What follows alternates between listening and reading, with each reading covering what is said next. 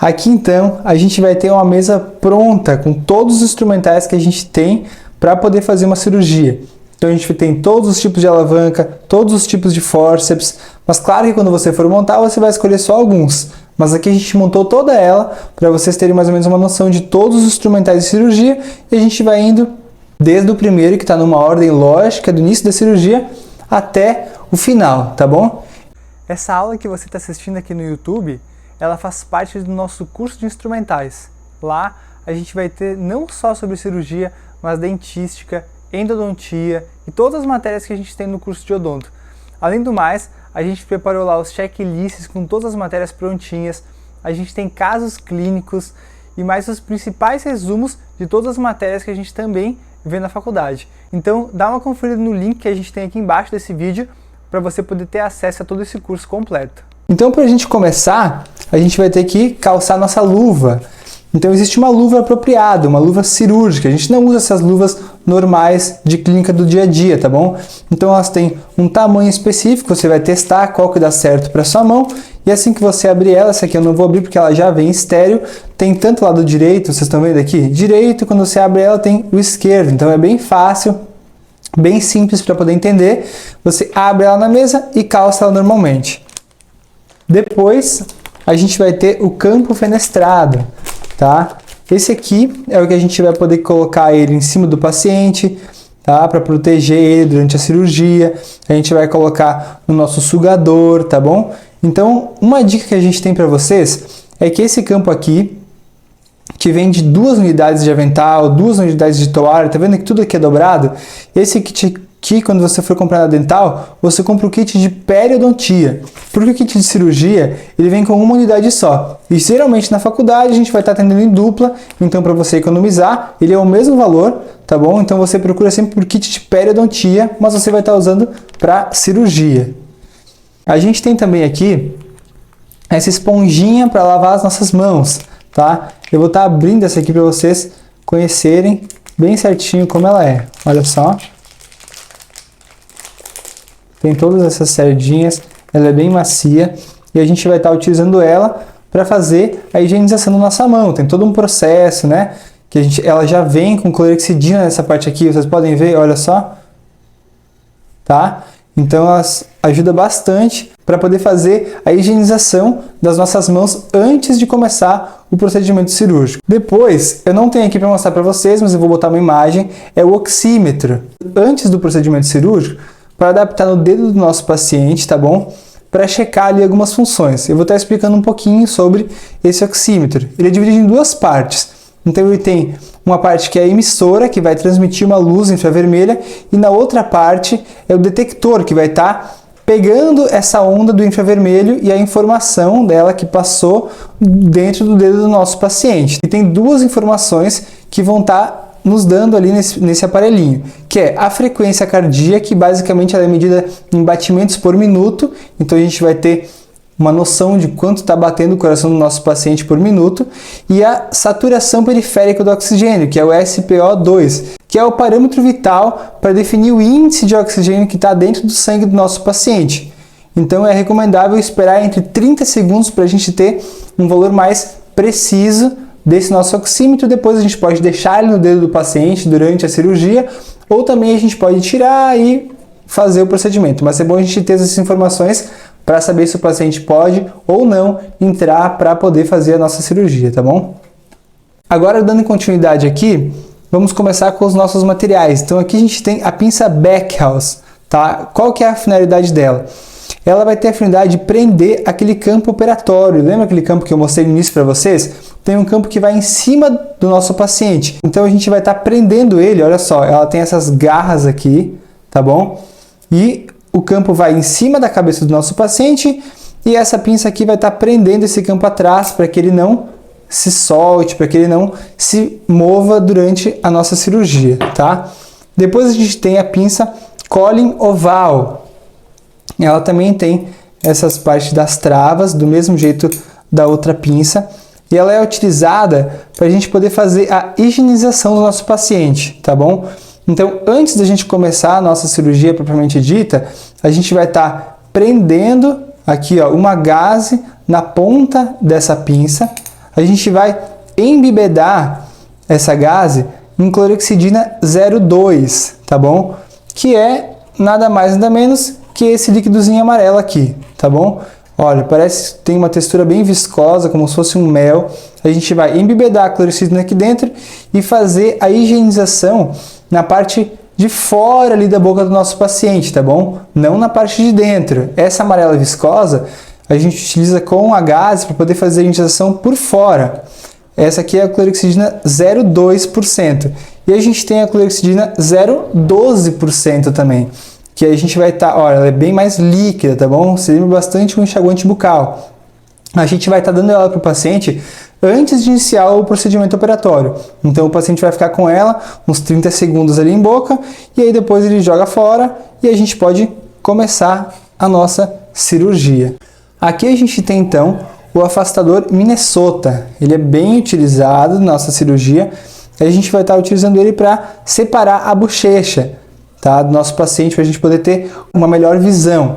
E depois que a gente fazer o retalho, depois que a gente já abrir o dente, a gente também utiliza muito ele para poder segurar aquele retalho. Então essa pontinha dele, quando o retalho já está aberto, além de segurar ao mesmo tempo a bochecha do paciente, com a ponta a gente pode estar segurando aquele retalho ali e também vai estar ajudando muito a gente para poder ter uma melhor visão, se a gente vai fazer uma odontodissecção, para a gente poder ver já bem certinho ali esse dente, se a gente está conseguindo luxar, se não está. Então, esse afastador Minnesota é muito utilizado. O afastador Farabeuf, ele não é muito utilizado em cirurgias para extração dentária, tá bom? Mas os dentistas em si vão usar bastante para cirurgias hospitalares, tá? Cirurgias de grande porte, porque ele vai servir para afastar a pele subcutânea, músculos superficiais, tá bom? Do rosto. Então, os dentistas basicamente vão estar utilizando muito em cirurgias ortognáticas, por exemplo, tá? Então, esse aqui é o afastador Farabeuf para essas situações. Esse aqui, o próprio nome praticamente já entrega ele, que é o afastador de língua, tá? Brenning, afastador Brenning. Então, ele vai servir basicamente para poder estar afastando a língua do nosso paciente. Então, tem esses dois lados aqui, um pouquinho mais fino, um pouquinho mais grosso, mas basicamente essa é a utilidade, para baixar, levantar, poder movimentar a língua para a gente ter uma melhor visualização. Aqui, então, a gente vai ter as nossas seringas Carpules. A gente tem dois tipos de seringa Carpule, tá bom? A de aspiração, que é essa aqui que tem uma argolinha aqui embaixo, e a de refluxo, tá? Geralmente a gente vai estar utilizando de refluxo, mas quando a gente começa a atender, os professores gostam muito que a gente utilize essa seringa de aspiração. Por quê? Tá vendo que aqui na ponta ela tem como se fosse uma lança? Dá pra ver aqui? E essa outra aqui, que é a de refluxo, não tem, ela é retinha. O que acontece? Essa seringa aqui de aspiração, a gente vai estar adaptando o tubete aqui dentro de uma forma onde ele prende aqui. Então a gente consegue movimentar ele um pouco, tanto para cima quanto para baixo, tá? O líquido de dentro. Com essa aqui de aspiração, a gente consegue saber se nós pegamos algum vaso sanguíneo na hora de estar injetando a nossa agulha, tá? E é para isso basicamente que serve. Essa aqui você vai aplicar a agulha ali, vai ver se puxou algum vaso sanguíneo. Se puxou, você troca o tubete, vai de novo. Se não puxou, coloca o anestésico dentro do paciente, tá bom? Aqui a gente tem então dois tipos de agulhas gengivais. A gente tem a agulha gengival curta e a agulha gengival longa, tá? Então, dependendo do procedimento, você vai estar utilizando uma ou a outra. Aqui a gente tem as cânulas. Essa daqui é uma cânula de metal, tá vendo? A gente consegue retirar essa parte dela e colocar novamente. Então, quando a gente vai utilizar, a gente tira, basicamente guarda essa aqui, vai estar colocando ali no sugador e ela vai estar sugando o sangue, a saliva do nosso paciente, tá bom? Mas a gente tem uma indicação boa para vocês, que é comprarem sugador cirúrgico descartável. Suga muito melhor e é muito melhor. E a gente vai ter o cabo de bisturi, tá bom? Esse aqui é basicamente o cabo e aqui a gente vai ter a lâmina de bisturi. Ela a gente vai estar adaptando essa lâmina no nosso cabo. Eu vou estar abrindo aqui, mostrando para vocês então. Abrimos aqui a nossa lâmina. Para pegar ela, a gente vai estar utilizando o porta-agulha, tá? Então seguramos a lâmina aqui, vê se está do ladinho certo, tá? E aqui no cabo de bisturi tem um lado que é um pouquinho mais gordinho, tá vendo? Então a gente vai estar prendendo aqui, ó, vira ela para poder prender, prende aqui e vai colocar. Ela vai fazer um estralinho. Quando fez o estrelinho, está bem fixado, já podemos usar o nosso bisturi, tá bom? E depois a gente vai ter, então, o descolador de Moute, tá? Descolador de Moute número 9. Tem vários tipos de descoladores, mas esse aqui, sem dúvida, é o mais utilizado de todos, tá? Tem duas pontas, então, uma ponta é mais aguda e a outra ponta é um pouquinho mais arredondada, tá? E a gente vai estar utilizando basicamente para fazer descolar aquele tecido ao redor do dente, tá bom? Então a gente vai estar entrando ali, fazendo todo o descolamento daquele tecido para a gente poder depois sim começar a fazer a luxação, tá? Então tá bem na ordem certinha aqui. Agora a gente vai para quê? Para a luxação do dente. Então aqui a gente tem as nossas alavancas, mas se o dente está ali luxado, o que mais que pode acontecer? Talvez a gente precise do nosso kit acadêmico. Em cirurgia a gente também vai estar utilizando ele, tá bom? Então a gente vai estar pegando aqui, ó, a nossa alta rotação e nele a gente vai estar adaptando algumas brocas, tá? Tem algumas brocas para cirurgia que são bem conhecidas. A gente tem a Zecria 28, a gente tem a broca 08, que é específica também para cirurgia, a 702, que é muito conhecida. A gente tem 702 de cirurgia, para 702 operatória. E todas essas brocas vão estar nos auxiliando, por exemplo, na hora de fazer uma odontodissecção ou uma osteotomia, tá? Elas nos auxiliam para esses processos quando a gente vai ter que dividir as raízes, quando a gente vai ter que desgastar um pedaço de osso porque o dente está muito fixo ali dentro. E para a gente poder tirar, quanto mais fácil, melhor. A gente vai estar utilizando desses métodos para facilitar a nossa vida como cirurgião, tá bom? Aqui a gente tem então as nossas alavancas. A gente retirou os instrumentos que tinha aqui, que nós já mostramos para vocês, e deixamos só os que estão faltando, tá bom? Então a gente vai começar pelas alavancas. Elas são utilizadas sempre antes do fórceps. O que a gente tem que ter em mente? O nosso objetivo aqui é tirar o dente. Então todos os instrumentais que a gente vai estar utilizando é para facilitar a extração desse dente, tá bom? A alavanca reta, sem dúvida, é a alavanca mais utilizada na hora de fazer essas extrações dentárias, tá bom? Então, o que acontece? Elas vão ser utilizadas para poder fazer a expansão da cortical óssea. Quando a gente estiver com a alavanca entre um dente e outro, a gente vai estar expandindo essa cortical óssea, tá? Para que o dente possa sair daquele ovelo, que é esse o objetivo de estar fazendo a cirurgia. E aqui a gente vai ter as alavancas triangulares, tá bom? Elas são divididas em par, então a gente vai ter a esquerda, tá? E a direita, certo? E, então, basicamente, a gente vai estar utilizando para o lado do dente mais específico. Elas são muito utilizadas na hora de fazer a extração de raiz que está fraturada lá dentro do alvéolo. Como é que eu vou tirar essa raiz com uma alavanca reta? Tá vendo como é difícil? Então a bandeirinha, a gente consegue acessar esse alvéolo lá dentro e retirar a raiz, tá? Que está presa dentro desse alvéolo. Nos facilita demais, essas duas também são bem utilizadas. E a gente vai ter alavancas apicais, que também são utilizadas para remoção das raízes fraturadas dentro do alvéolo. Tá aí o pulo do gato. Então, as duas são utilizadas para as mesmas coisas, mas se a bandeirinha estiver te auxiliando nesse momento para isso e der certo, tá ótimo. Se não der, vai para a Pexo, vai tentando. A gente tem a 301, 302, 303. O importante é o quê? Tirar o dente do paciente. Cada fórceps vai ser utilizado para um tipo de dente. Então, por exemplo, o fórceps de número 1, ele vai ser utilizado para incisivos e caninos superiores, tá bom? Eu vou mostrar para vocês a pegada do fórceps, sempre assim, ó, na palma da mão. A gente tem maior precisão, a gente tem maior força, a gente consegue segurar melhor. Então nunca pega assim, ó, tá bom?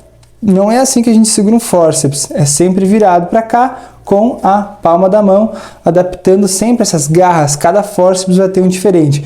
Nunca na coroa do dente, tá? Você vai tentar pegar o mais apical que você conseguir, tá? Então eu vou tirar esse dente aqui, por exemplo, não vou pegar aqui, ó, tá vendo?